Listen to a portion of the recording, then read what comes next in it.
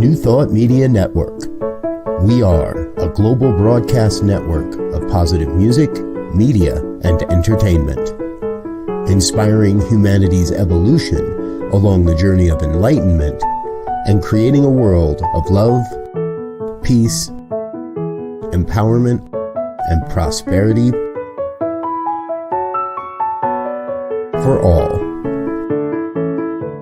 New Thought Media Network. Positively inspiring.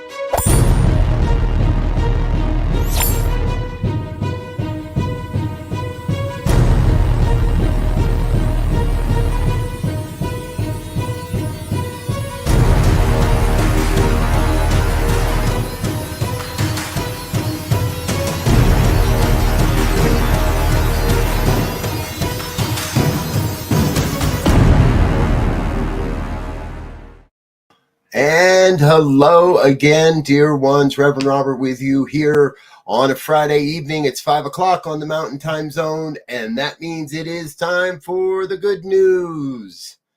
A weekly look at some of the good news stories that have made its way across my desk. I believe you'll find inspiring to take into your weekend, share with your friends, share with your family, share with everybody you know. Speaking of which, please do hit that like button, that share button, that subscribe button.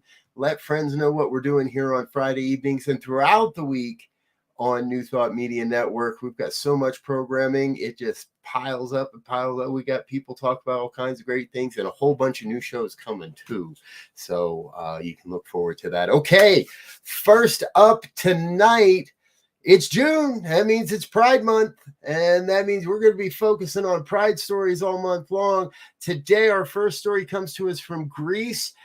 Greece is the latest country to introduce legislation prohibiting conversion therapy. Now, if you're not familiar with conversion therapy, don't worry about it. It's not real. It's a discredited practice, and it doesn't work. However, in Greece, they now have a law that prohibits minors from receiving conversion therapy, and health professionals will also need an adult's explicit consent to perform any such treatment. They could face fines and prison if they violate the new law. You know, Greece is a growing list of countries that have outlawed conversion therapy. Israel banned the practice in March. Also Brazil, Canada, Ecuador, France, Germany, and Malta. We're calling on the U.S. Let's get this going, United States. We need to get that on our books as well. No need to allow for a harmful therapy that doesn't work and really only harms people. All right, another great story from our LGBTQ plus folder. The Church of Scotland has voted overwhelmingly to allow its clergy to conduct same-sex marriages. Members of its General Assembly voted to change church law following years of campaigning by LGBT community members. Ministers and deacons will be able to apply to become celebrants of same-sex marriage, but are not forced to take part if they so choose. The General Assembly said that it had worked hard to find a, quote, solution that respects diversity and values the beliefs of all. Good news moving forward in the world of LGBTQ rights. So good to hear, you know, folks. When we live in a philosophy that teaches we're all one, we have to act like that, and that means we celebrate when other churches that haven't recognized these truths are coming around to them, are starting to recognize them. Hey, this next story is one of those heartwarming stories. We want to introduce you to Michelle Dugan and Trish Morgan. Now, Michelle and Trish are sisters. They're biological sisters, half sisters. They have the same father. One of them was raised by their father. Trish was raised by their father. Michelle was adopted out from the family, And here's the fun part. Not only did it take 51 years before they were reunited, but they had kids going to school at the same high school in Las Vegas. They've been living in the same neighborhoods. They've been living within driving distance of each other. Finally, one of them decided to do a genealogy test, and they got back together. And you can look at these two women in the photo there. You could tell just by looking at the two of them, I felt you could definitely sisters. And they did all this. So congratulations, ladies. We think this is good stuff. We think this is the kind of story that we want to share because it's heartwarming and it reminds us that no matter what's going on in the world, there's good news going on. And, I want to give a shout out to our greatest partner in all of this. No official sponsorship, but we get a lot of our stories over at the goodnewsnetwork.org. Most of our stories are there. You can find links in the show description today. Many of them have videos, and we'll let you know. You can watch the videos as well. So what we like to do is cull and cultivate a collection of stories each week that we can take with us. And we want to say thank you to the Good News Network for doing such a great job. They have so many stories over there that we don't use. Please head over to their website, show them some love and appreciation for the work they're doing over there as well. Hey, back in May of 2020, we were just getting into the lockdown and with COVID, and there was a story about a black man, a bird watcher in New York Central Park. His name was Christian Cooper, and Christian has turned lemons into lemonade. What was a pretty horrific experience for him, I can only imagine, has turned into gold, as he is now partnering with National Geographic's TV on a bird watching show. And that's what he was doing. He was bird watching, and now they've turned it into he will be hosting a new series called Extraordinary Birder. Christian Cooper takes us into the wild, wonderful, and unpredictable world of birds. I think this is a great way to celebrate a man and his passion. There's a video on this one as well. We'll let you check that out when you get a chance. Seems like everywhere we go tonight, we've got story about birds. Birds. Lots of bird stories everywhere we go tonight. So here's another one. I didn't know about this, and there's a huge infrastructure project happening in the UK. It's called the Elizabeth Crossrail. It's a high-speed train line that runs from Reading to the west of London through the capital through the capital to Shenfield near the east coast. Now, they're displacing a huge amount of dirt and earth to build these tunnels. There's 13 different tunnels in all as part of this project. They're projecting they're moving 7 million metric tons of soil and possibly more, and weren't sure what to do with it. There's a place called Wallasey Island. It's just a small little peninsula off the wild Essex coastline. For a long time, it's been nothing but marshes and lagoons, muddy flatlands. It's been drained at times to create sheep pastures and then allowed to flood again. Well, they've taken all of this soil and they've moved it all there to create an absolute amazing wild habitat. And it's become a new bird sanctuary as well. See, I told you there was a lot of bird stories in here today. Everything from hen and marsh harriers to Wildwegans. I knew I was going to mess that one up. Plovers, yellow wagtails, lapwings, blackbirds, oyster catchers, skylarks. They say it's a nature lover's paradise. And I can see from the pictures it absolutely is. It's called Wallasey Natural Reserve, and in its first year, it hosted over 150 breeding pairs of avocets, which are endangered in Britain. So it's all immediately doing what it's meant to do, be a preserve and a reserve for birds. Congratulations, England, doing the good work and making good news as you go. I'm so excited and so happy to see this. All right. We're going to take a quick break, folks, and let me catch my breath and a sip of water. But we've got more good news coming in just a minute. Stay with us. We'll be right back. More on the good news here on the New Thought Media Network.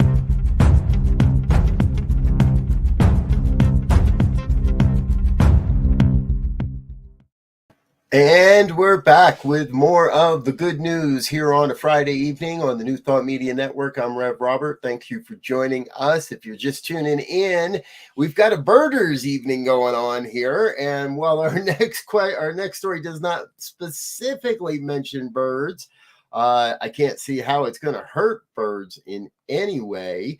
A number of European cities are encouraging their businesses and homeowners and building owners to create green rooftops and to create a revolution in urban planning. This is a great place. Now, we've started to see some of this in America and in other places across the planet. But here, the European Creative Rooftop Network is connecting various organizations in Europe in cities like Barcelona and Antwerp. And they want to aim high with cultural hotspots and innovative living labs to explore sustainability. There are a huge number of square feet. Rotterdam has over 150 million square feet of rooftops. And there, the municipalities are encouraging people to go green or go yellow, which means solar panels. So there's a lot of opportunity for new visions, new ideas in what we do with the roofs above our head and above our buildings. We don't just need black and white tops anymore. We're going for green and gold on top of our roofs. Good work over there, folks. Keep that up. We need more of that type of stuff. Okay, so here's our bird story. I told you there was all about birds today. In another blend of how we bring the urban and the natural world together, urban forests in New Zealand cities have created a bird life boom, if you will. Just 10 moments beyond the center of Wellington lies a wild paradise where the birdsong with as many as 40 different species ring out daily above hikers. It's a massive urban forest. The park is described as an eco-sanctuary. It opened in 1999, and native birds have increased annually during annual counts by up to 50%. There are a lot of crazy bird names here that I'm not going to try to pronounce because we'd get in trouble. We'd be here all night. There is a wonderful video about this and how they're creating a new model for urban forestry and urban habitat to bring back birds. Some of these bird species haven't been seen in decades. All right. Here's another interesting story I found. This one's a little different. It's taking rubber from used tires and using it as, well, sunscreen for the roads. Now, I bet if you were like me, you didn't know that the roads need sunscreen. Well, this story is coming out of the University of Australia, and their roads take a hammering from UV radiation and UV and the sun. So they need sunscreen. They need something. And what these folks have done is discovered a bitumen blend that's both UV resistant and withstands the traffic loads of lots of trucks and lots of years. Now, Australia put a tire export ban in place in December of 2020. They're not allowed to export any of their tires anymore. So they're trying to find innovative and new ways to use these old tires. And the new study is proving that, yes, they can grind these up into what's called crumb rubber, and mix it with a bitumen. And then there's some other stuff that they go about, it says in here, and they create a topping for the road. Protects the road from UV radiation and strengthens the top layer of the road as well. Great idea, great story. I love the way when we allow ourselves to be creative, when we allow ourselves to play in the possibility of what can be, well, it's real easy to fill up everything and to come up with all new ideas. That old saying, necessity is the mother of invention. This might be a little bit of necessity. It might be a little bit of creativity. What do we do with all this rubber? We got to do something with it. But one way or the other, as a people, we're coming up with new ideas day in, day out. And that's what this show is all about, folks. It's here to celebrate the innovations and the new ideas that come through. Again, remember, we get most of our stories over at the goodnewsnetwork.org. Drop over, give those folks the love that they need and so rightly deserve as well. We're going to take another quick break, share a little bit more about some of the things that are going on around this network, and allow me to get a quick drink of water. We're going to have more of the good news in just a minute. Don't go anywhere. We'll be right back with more on the New Thought Media Network. Stay tuned.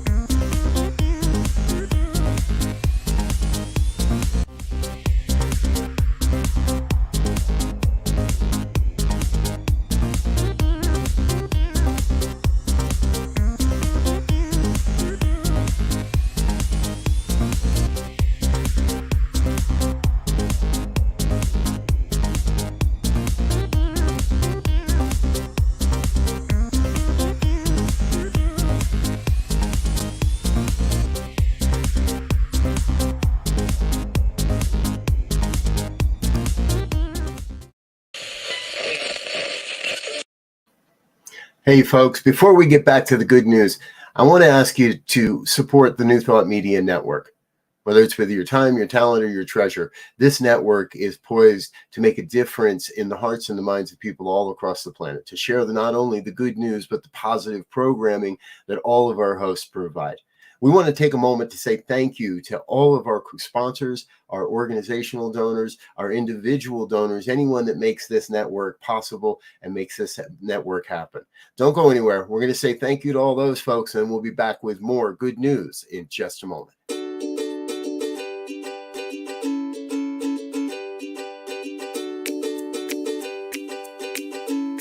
Thank you, Center for Spiritual Living Denver, for your continued support.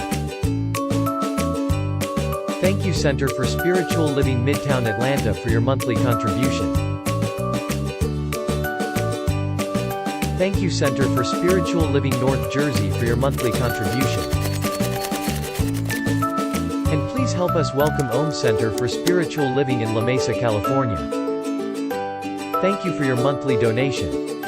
Thank you Center for Spiritual Living Seattle for your most generous donation.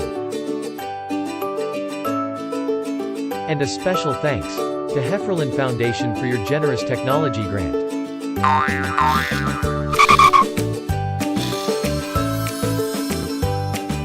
And Suze Ajit, thank you for your very generous donation.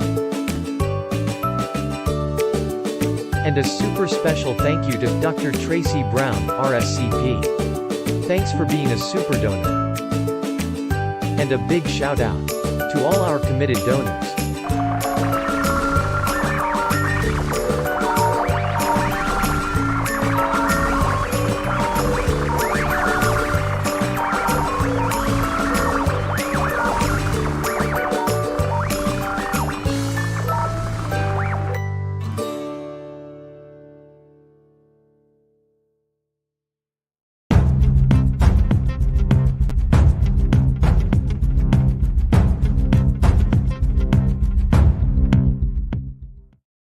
And we're back with more of the good news here on the New Thought Media Network. I'm Rev Robert. Thanks for joining us here on a Friday evening.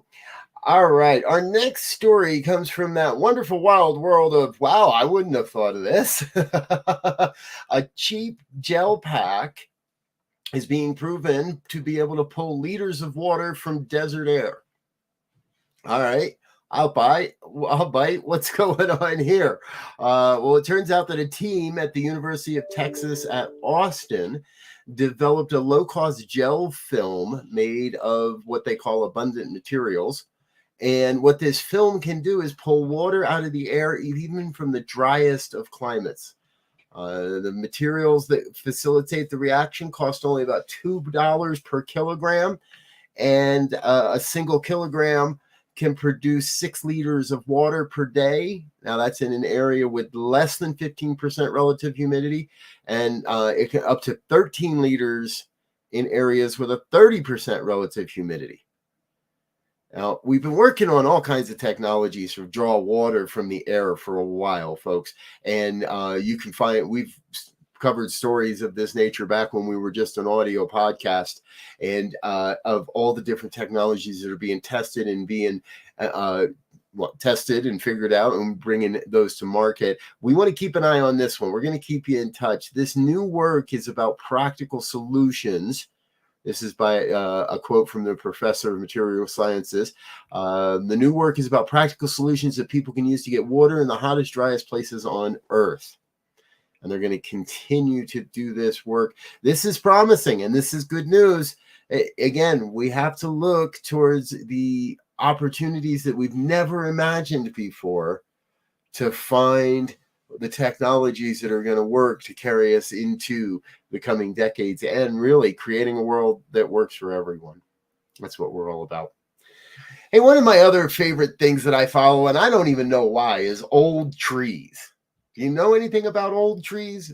Trees could be pretty darn old.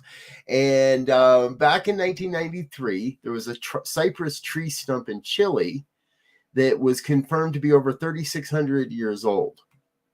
Well, scientists have recently identified a living cypress tree known as a millennium cypress, or great grandfather, and they believe it could be over 5,000 years old. If so, it would make it the oldest known tree on planet Earth by about 400 years or so. Now, scientists have known of these old trees, but they feel this tree specifically was miscategorized. And so now that's the runner-up, the second oldest tree, or what we believe to be the oldest right now until this is proven, is known as Methuselah. It's in the Great Basin National Park in Nevada. That's a 4,800-year-old bristlecone pine tree.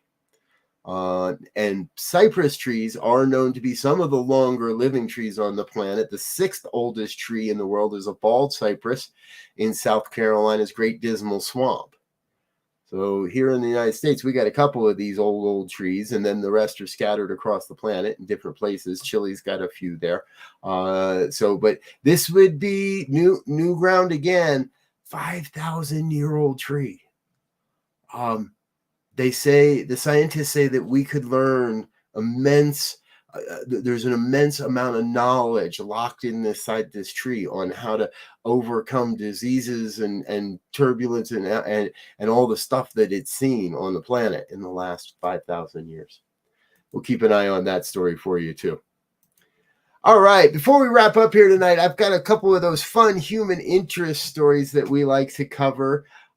This first one, you said you had me at Jetpack, but here's what happens. A British aeronautical innovation company has been working on these jetpacks. Their company's called Gravity Industries. There's a great video on this one. We'll leave it in the links for you. And they've developed a jetpack that a paramedic can use to fly up a mountain, or really anywhere it needs to. Now they're using these in the mountains predominantly to be able to test, because these are places where helicopters might not be able to get. Even in the video that you see, it's obvious you would not have been able to get a helicopter to the top of this mountain. Now, normally it would take about an hour and 20 minutes or so to walk up the mountain. The video that they have, it took this gentleman 3 minutes and a half, 3 minutes, 30 seconds to fly up the mountain. He's got a jet suit and 2 thrusters on his hands. So between the jet on his back and the thrusters in his hands, he can make a triangular shape and what they call a stable tripod for flying. And he flies up the mountain. Amazing stuff. I am always inspired by what we can do in this world and what we are doing in this world to support each other, to help each other. Just the ability to get somebody on scene to a mountaineering accident in 3 or 4 minutes is incredible. And it looks like it's probably even better for the environment and everything else than trying to fly a helicopter up there. All right. Our last story of the evening, from flying up a mountain to falling out of an airplane. We'd like to introduce you to Ruth Larson. I believe that's how she says her name. Ruth is, back in her 90s, she's 103 now. Back in her 90s, she started taking an interest in flying and started experimenting with paragliding and ballooning. It wasn't until 2019, and when she was 101 years old, that she made her first parachute jump as a tandem jump. But it wasn't a world record or anything. That same year, American Catherine Hodges made a jump. She was 103 years old at the time, 103 years, 259 days to be exact. We know that because last week, Ruth made a jump, and at that time, she was 103 years old. Ruth was 103, 259. The original record was 103 years, 129 days. Waited till 103 years, 259 days to win the record. There were representatives from her family and the Guinness Book of World Records on site to congratulate her and verify her jump. We're going to need somebody more than 103, 259 to if that record's going to beat. So we're going to trust that Ruth is able to maintain this and hold on to this record for a while. At 103, she looks incredibly spry in the video and does a great job in the tandem jump. I encourage you to check that out. All right, folks, we're going to get out of here. It's 5:30 on a Friday evening here on the Mountain Time Zone. Stay tuned for Pastor Michael Mangus and the Fireside Chat coming up at 6 o'clock. Go grab a beverage, grab a bite to eat. Come on back and join us for a great discussion. His special guest tonight is Prince Fleet Easton, the Prince of Palm Springs. Be sure to come check that out with us at 6. And tomorrow morning, 9 a.m. Mountain Time, it's our Science of Mind and Spirit conversation series. I will be speaking tomorrow on the subject of the principles of success. So we invite you to join us for that at 9 o'clock as well. I'm Rev Robert. We're going to get out of here for now. Let you get into the rest of your evening and plan to see you again real soon. Until then, go out, make life a great experience, and, well, wish you peace and blessings. Till next time, enjoy the good news.